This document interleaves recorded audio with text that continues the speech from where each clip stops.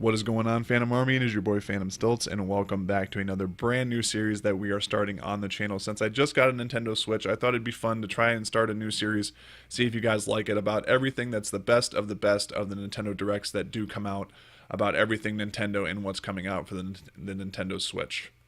So when looking at the Nintendo Direct that aired on the 11th of this month, January 11th, 2018, there were a lot of good updates and a lot of good games that are coming out. But I sort of wanted to dissect and pick out the best ones that I feel are going to be the most exciting and that people are going to care the most about.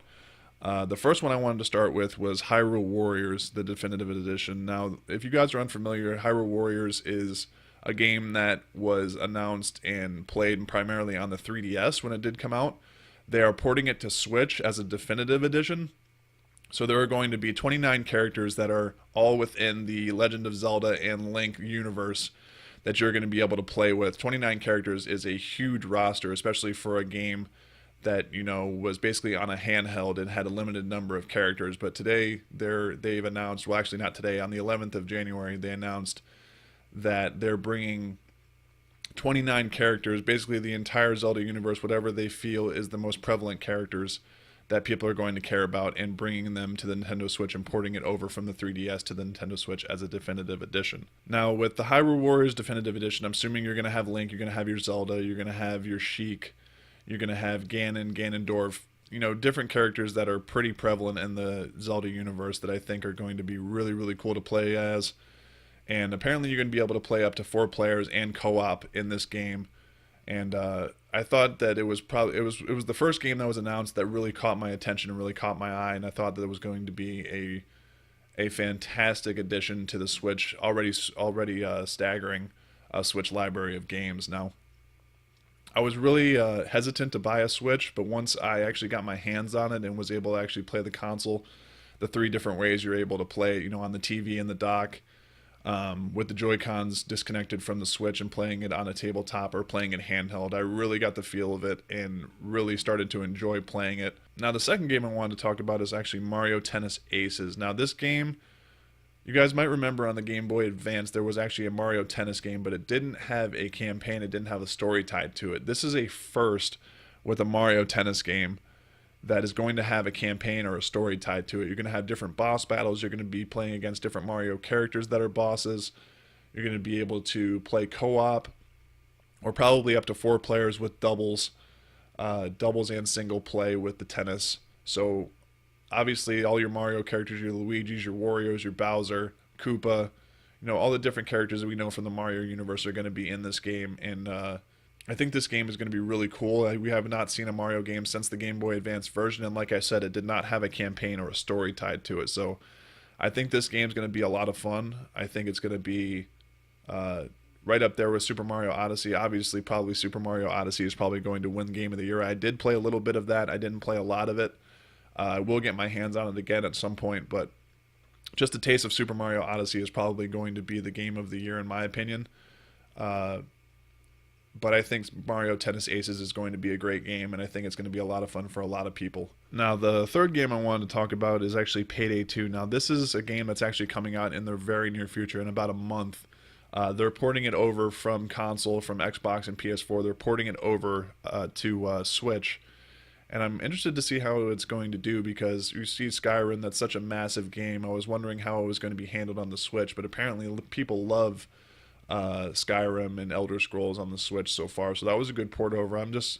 I'm curious to see how Payday is going to do, being a first-person shooter, and seeing how it fares on the Nintendo Switch, because it's going to open the door, because it could possibly open the door for other games such as Grand Theft Auto has been rumored to come over on the Switch, and that's a third-person shooter, more of a, not really a third-person shooter, it's more like an action-adventure game with Grand Theft Auto, and it happens to be in third person, but they've also not ported it over, but made it first person on console as well with mods and things like that. So Payday 2 could potentially open the door for other action adventure games like Payday, like Grand Theft Auto, or maybe even, well, Gears of War is actually an Xbox exclusive only game, but other games like those that are action adventure and shooting games that Payday 2 could possibly open the door when it does come out on the 27th of February.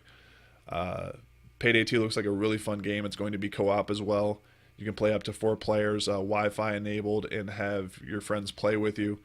If you guys are unfamiliar with what Payday 2 is, it's actually like a bank robbery game where you take control of, obviously, bank robbers. There's up to 4 players, and you can rob banks. You can hold people for like ransom and things like that. And it looks really, really fun. I have yet to play it. I'm going to probably play it on the Switch, if not before I play it on console, just to see how it fares on the Switch. But I think Payday 2 is going to be a really cool game. It's going to open a lot of doors for a lot of games to come over and be ported over on the Switch. So that's what I think about Payday 2. And last but certainly not least, let's talk about a game that is probably touted as probably the hardest game or the most difficult game ever to come out on console or anything else. They're remastering Dark Souls and porting it to the Switch. Now, Dark Souls, like I said, has been widely touted as probably one of the hardest, most difficult games to ever be created. I think a lot of people would agree with that, but it's also a very fun game.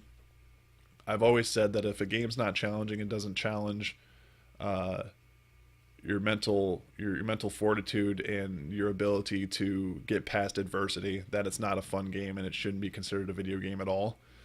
If you don't struggle with a video game at least somewhat, it just shouldn't be playing that video game. It's not a very fun game in my opinion. So Dark Souls is being ported over to the Switch. It's going to be completely remastered for the Switch.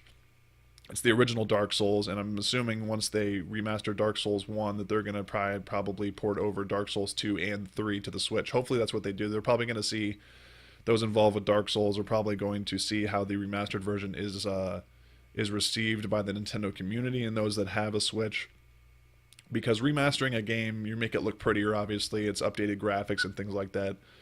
Now, the Switch handheld only has a 720p screen, but I've heard rumors, and I don't know if this is confirmed or not, that it is 1080p on a 1080p TV if you have it in the dock. So it's only 720p when you have it as a handheld, which is still fantastic graphics, but I would imagine that a lot of the people that are going to be buying Dark Souls Remastered are going to want to play, and all these games that I've actually explained and told you guys about in this video are going to want to play them on the dock and in 1080p versus having them on a handheld. The handheld version is great, but if you want the real full effect of those graphics, especially for Dark Souls Remastered, you're going to want to play it on the dock version of the console and play it on your TV. But anyways, guys, this was the best of the Nintendo Direct that I saw from January 11th, 2018.